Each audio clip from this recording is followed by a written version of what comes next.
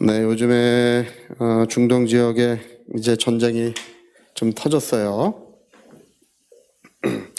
원래 이 복음이 예루살렘으로 돌아간다고 하는 이 백투더 예루살렘 운동이 이제 우리나라에서 시작된 운동은 아니에요. 이제 외국에서 시작된 운동이고 우리나라에도 있고 지금 중국에도 이제 그런 운동을 크게 하고 있는데, 복음은 이제 예루살렘으로 돌아갈 그 이유도 없고 필요도 없어요. 그 성경은 복음이 예루살렘으로 돌아간다는 말씀이 기록된 구절이 없어요. 제가 이 성경을, 신약 성경을 100번도 넘게 읽었는데 어디서도 제가 발견할 수 없었고, 그거를 가르치는 분들한테 제가 다 물어봤어요. 물어봤지만 한 분도 대답한 적이 없어요. 제가 물어본 분 중에 두 분은 이러면서 있을 텐데 이렇게 얘기해요. 있을 텐데.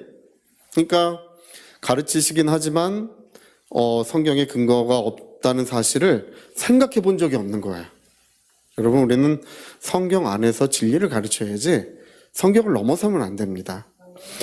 우리가 이 팔레스틴 지역이 지금 이제 문제가 되는 것은 뭐냐면, 왜 지금 그렇게 큰 전쟁이 터지지 않았는데도 전 세계가 갑자기 이게 막 불길이 일어나는 것처럼 이게 문제가 되고 있잖아요. 러시아와 우크라이나 전쟁보다 지금 여기 전쟁이 지금 자기들끼리 이제 조금 싸우고 있는데도 훨씬 더 세계가 동요하고 있어요. 이게 왜 그러냐 하면, 여기가 이제 이 바다가 있고, 원래 약속의 땅이라는 것은 갈릴리 바다에서 사해 바다까지, 여기 이제 동쪽을 얘기하는 거예요.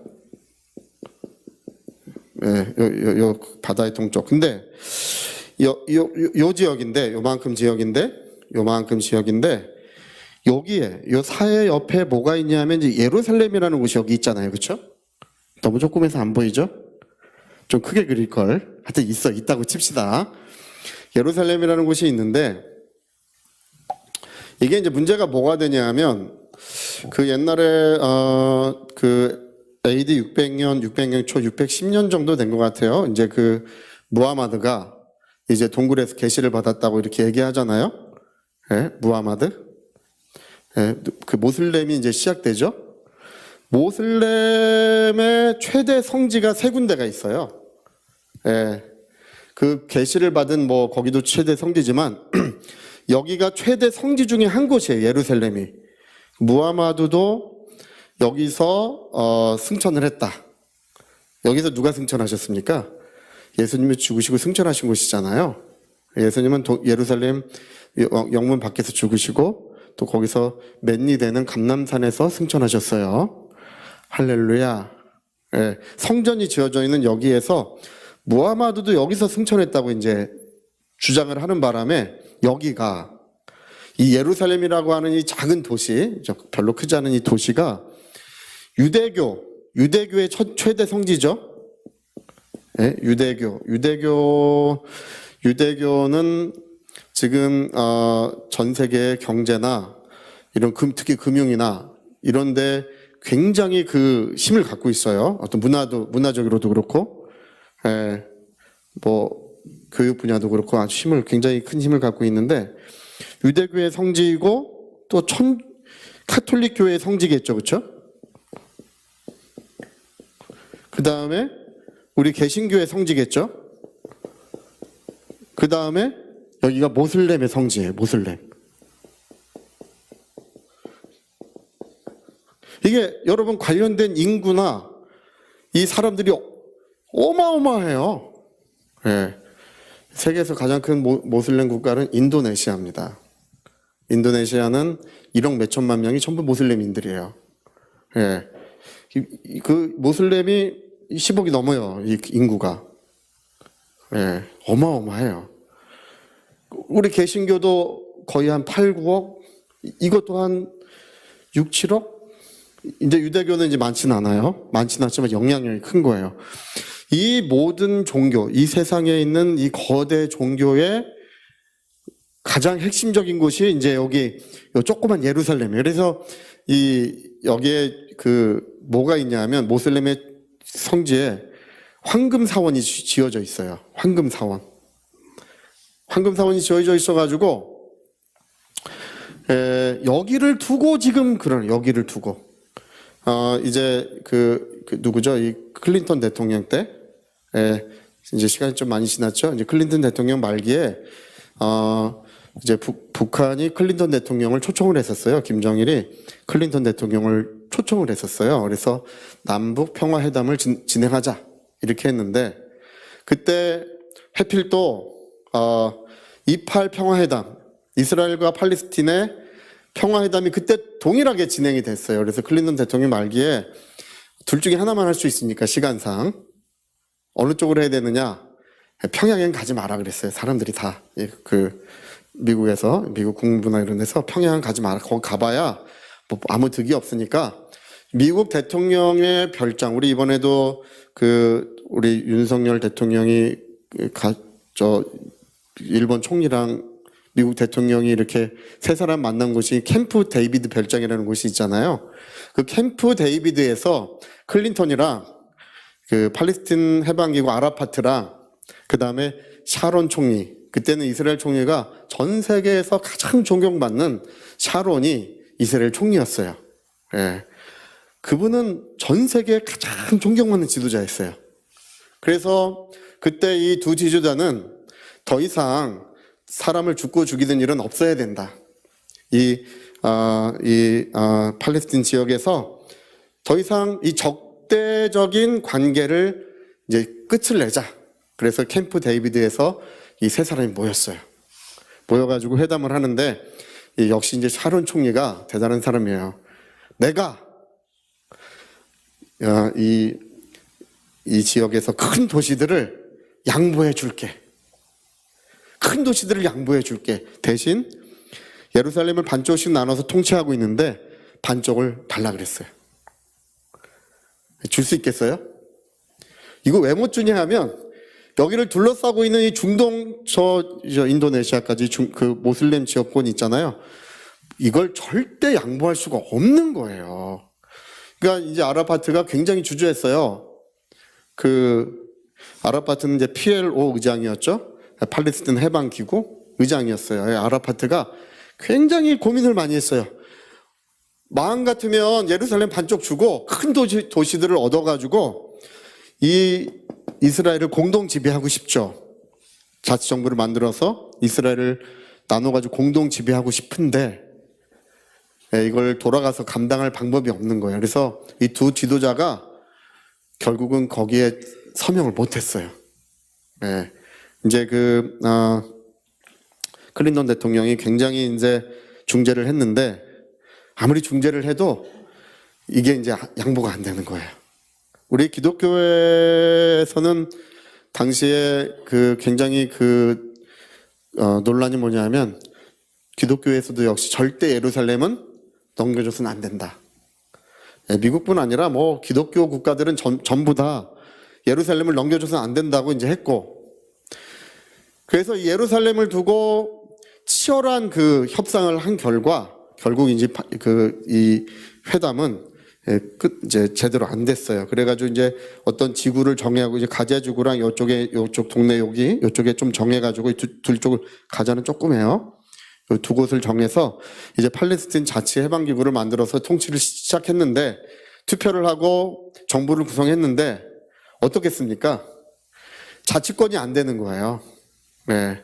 아무 권한이 제대로 주어지지 못하는 반쪽짜리 평화회담이 된 거예요. 그때 1990년대 초에 90년대 중엽쯤 되겠네요. 반쪽짜리 평화회담이 되는 바람에 샤론 총리도 암살당하고 아라파트도 암살을 당했어요. 그리고 나서 이 두 나라는 지금 이스라엘 총리가 누구시더라? 그분이 이제 하고 여기는 이제 하마스라고 하는 강력 극단적인 조직이 이제 여기를 이제 지배하기 시작한 거예요. 그때부터 두 사람 암살 당하고 나서 둘 다 이제 강경파가 이제 지배를 하기 시작하면서 그때부터 절대 양보가 없어요. 지금 이제 새로 전쟁이 시작된 게 아니라 계속 이제 국지전이 있어 왔어요. 근데 여기가 지금 얽혀 있는 이유가, 지금 와서 얽혀 있는 이유가 이제 다시금 평화를 시도해 보려는 시점에 와 있는 거예요. 지금 다시금 이제 이 중동 평화를 논의를 해보자고 했는데, 우리가 여기에 관심을 갖는 이유는 다른 게 아니에요. 이제 우리가 이 성경의 무대이기 때문에 여전히 우리가 관심을 갖고 지켜보는 거예요. 그리고 역사의 어떤 중심적인 테두리는 역시 이제 이스라엘일 수밖에 없어요. 약속이 땅이기 때문에. 근데 하여튼 간에 우리가 이제 지켜볼 때 왜 이 평화회담이 지금 하려고 그러는데 안 되느냐. 지금 이스라엘과 사우디아라비아가 평화회담을 하려고 그랬잖아요. 여러분, 그 중동은요, 모슬렘 무하마드가 죽고 나서 이 칼리프라고 불러요. 칼리프. 이 칼리프는 이제 최고 지도자인데, 칼리프를 누가 하느냐에 따라서 중동은 두 개로 나눠져 있어요. 그래서 여러분, 우리 뭐 잘 알듯이 이제 수니파라고 하고, 할렐루야. 대단하셔요. 시아버지. 시아버지파, 며느리파가 있어요. 수니파랑 시아파가 있는데, 이 시아파는 이게 수니파는 무하마드의 이제 혈육, 피를 이어받은 사람만 칼리프가 될 수 있다. 이렇게 주장하는 게 시아파고, 누구든지 훌륭한 사람이라면 이제 지도자가 될 수 있다는 게 수니파인데, 이 둘이 이제 600년 그 중엽 넘어서 전쟁을 했어요. 누가 이겼을까요? 수니가 이겼어요. 시아파는 처참하게 졌어. 이 역사적으로 시아파가 이제 이때부터 전쟁에서 패배하는 바람에 쭈그러 들어가지고 지금 뭐 남아있냐면 이란, 그리고 저번에 내전을 심각하게 치렀던 시리아 있죠? 시리아는 수니파 사람이 훨씬 많은데 시아파가 정권을 갖고 있어서 내전이 계속 되는 거예요, 여기는. 그러니까 이란하고 시리아만 시아파고 사우디아라비아로부터 모든 데는 다 이 수니파예요. 며느리가 이겼어. 할렐루야. 시아버지가 졌어요. 그래서 이 두 거는요, 지금 1000년도 넘게 거기에 주도권을 놓고 1000년도 넘게 싸우고 있어요.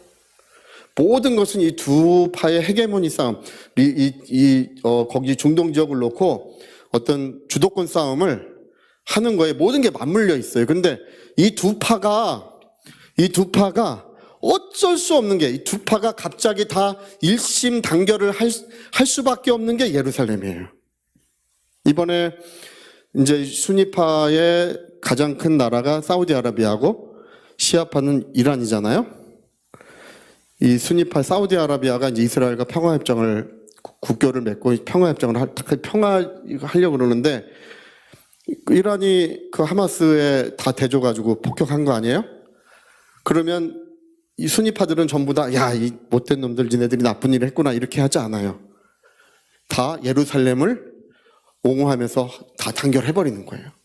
그러니까 왜 여기가 지금 심각하게 여기는 거냐면, 이게 수니파, 시아파 나눠 싸워가지고 이걸 이용해서 이 평화를 하려고 그러는데, 예루살렘을 둘러싸고는 어떻게 된다고, 이게요? 전부 단합을 해버려요. 그래서 전쟁이 실제로 심각하게 시작되면 사우디아라비아에서도요, 많은 사람들이 가서 전쟁을 해요. 옛날 IS? 뭐였죠, 그때? IS? 시리아의 내전 때랑 똑같이 돼요.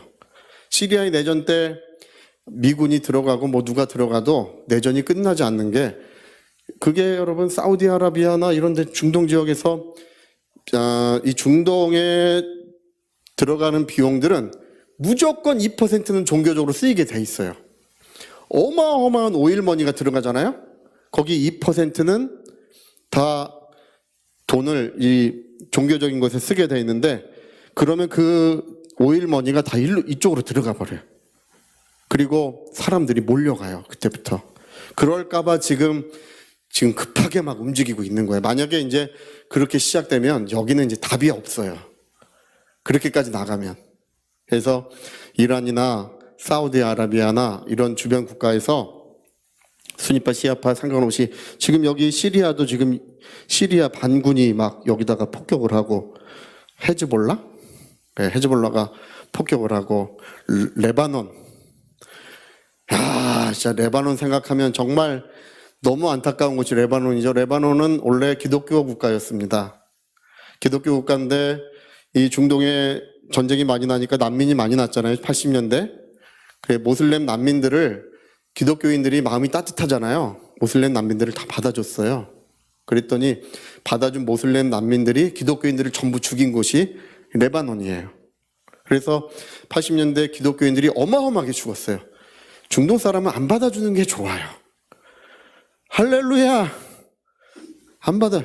우리 선의로 받아주지만 선의로 받아줬다가 그들은 우리랑 아예 그냥 이 글로벌 스탠다드라는 게 있잖아요. 이 모든 지구 사람들이 평균적으로 지켜야 되는 어떤 도리가 있어요. 근데 그런 게 없어요. 이 중동 사람들은요. 아프가니스탄이요. 왜 미국이 그렇게 치를 떠냐 하면 아프가니스탄은 관리들이 어마어마한 범죄를 저질러요. 상상 초월해요. 그 범죄가. 돈을 1년에 몇십조 심지어는 100조 가까이 갖다 줘도 그 나라는 그 중간에 관리들이 너무 심각한 범죄를 저지르니까 우리가 생각하는 어떤 그런 수준이 아니에요. 아주 흉악범도 그런 흉악범들이 없어. 근데 그게 일반적이에요. 아프가니스탄에. 그래서 이번에 다 철수한 거예요. 그러니까 이런 데서 지금 이렇게 맞물려 있기 때문에 우리가 여러분 관심을 갖고 기도할지라도 좀 아는 게 좋습니다. 이게 모르면 여기 지금 이게 하마스 해봐야 몇천 명 되지도 않는데 그런 사람들이랑 이스라엘이라고 하는 이 국가 여기는 지금 이번에 군인을 몇 명 모았는지 아십니까? 100만 명 가까이 군인을 소집했어요. 할렐루야. 벼룩을 잡겠다고 탱크를 동원하는 것 같은 그런 느낌이잖아. 그렇죠? 예비군 모여서 다 합해서 100만 명을 소집을 했어요. 그 소집한 이유는 그리고 미국이 항공모함을 한 대 보내고 추가로 한 대 더 지금 보내고 있잖아요. 미국의 항공모함 한 대는 웬만한 국가 하나와 전쟁을 한다 그래요. 예, 전쟁을 할 수 있는 전력을 갖고 있어요.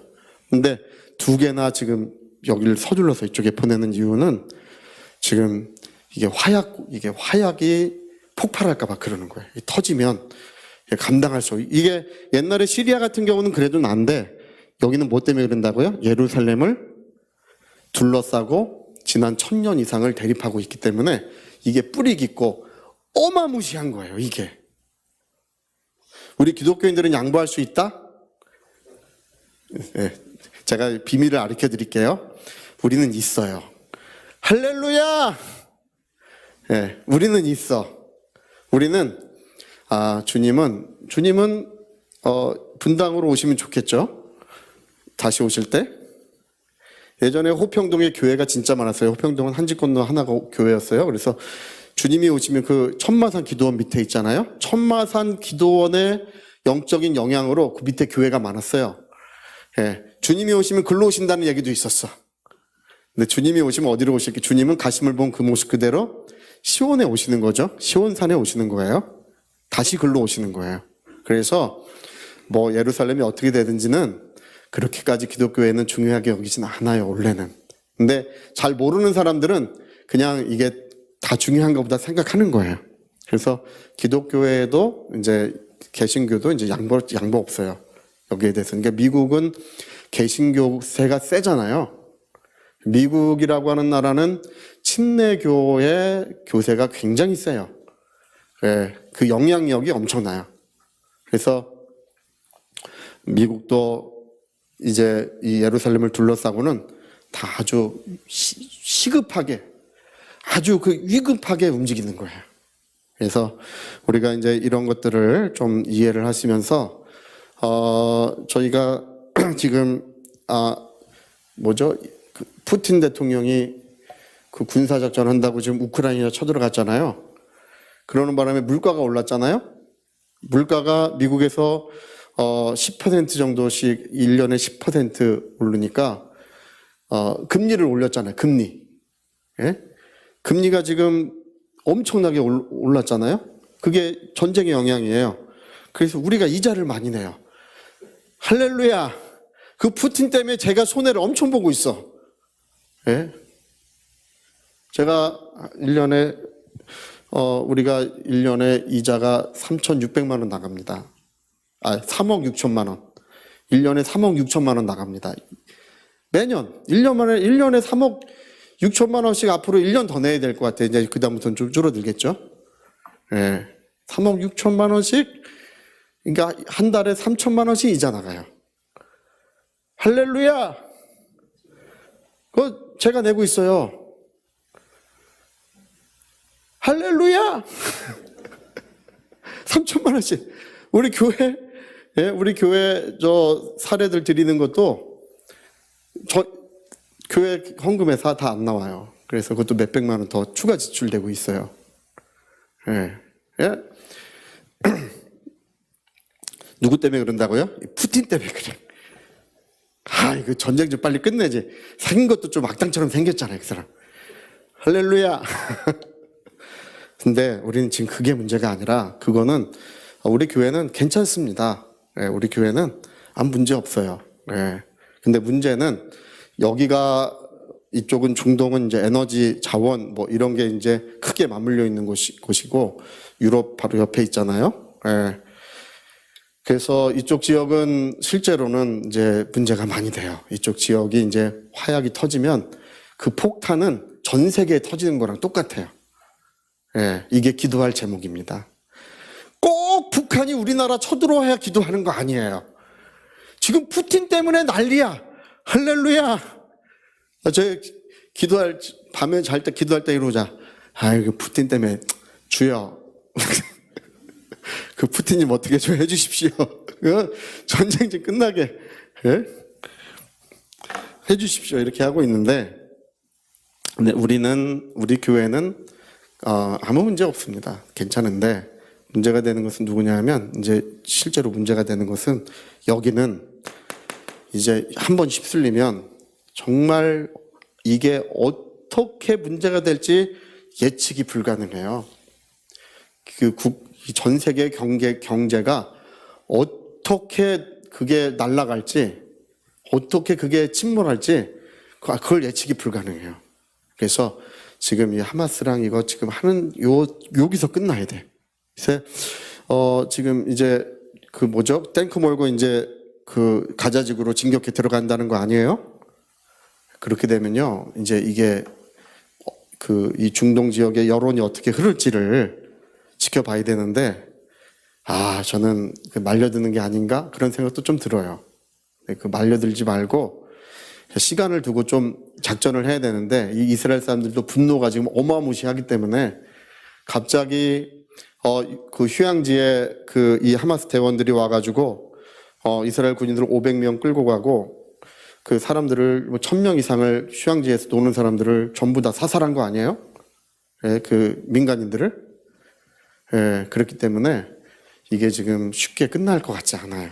그러니까 여러분, 우리 기도하실 때 이게 나라와 민족을 사랑하는 것입니다. 지금은 이 나라라고 하는 것이 옛날같이 국가와 국가 간의 어떤 이 장벽이 옛날같이 이렇게 굳건하질 않아요. 이 장벽이 지금 많이 허물어져 있고, 이번에도